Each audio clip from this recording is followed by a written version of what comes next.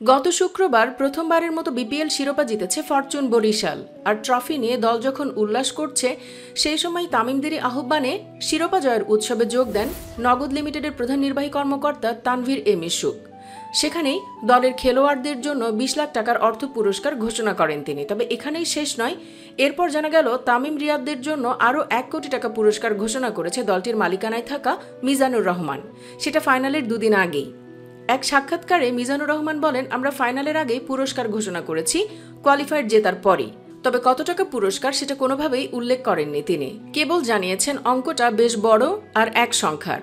পরে সাংবাদিক 1 কোটি বললে তাতে ইঙ্গিতপূর্ণ হ্যাঁ জবাব দেন তিনি। তার মানে কুমিল্লা যেখানে সিনিয়রদের অপমান করে, পাণ্ডবদের অস্বীকার করে, বরিশাল সেখানে কি সম্মানটাই না দিলেন। কুমিল্লা এবারও ইমরুলকে অপমান করেছে, অথচ এই ইমরুল 3 বার শিরোপা জিতিয়েছে। এর আগে তামিম ও মাশরাফিও শিরোপা জিতিয়েছে, তবুও তারা পাণ্ডবদের অস্বীকার করে। যাই হোক, অবশেষে বরিশাল দেখালো সিনিয়রদের গুরুত্ব, সেটা কুমিল্লাকে হারিয়েই।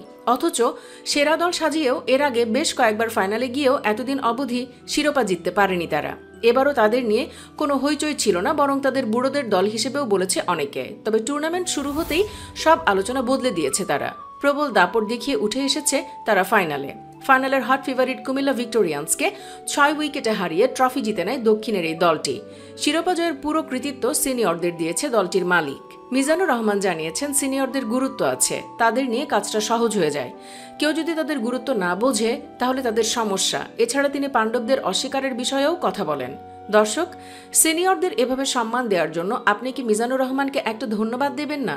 কমেন্টে জানিয়ে দিন ওনাকে নিয়ে মনের কথাগুলো। আর ভিডিওটি ভালো লাগলে লাইক ও শেয়ার করুন। ধন্যবাদ সবাইকে।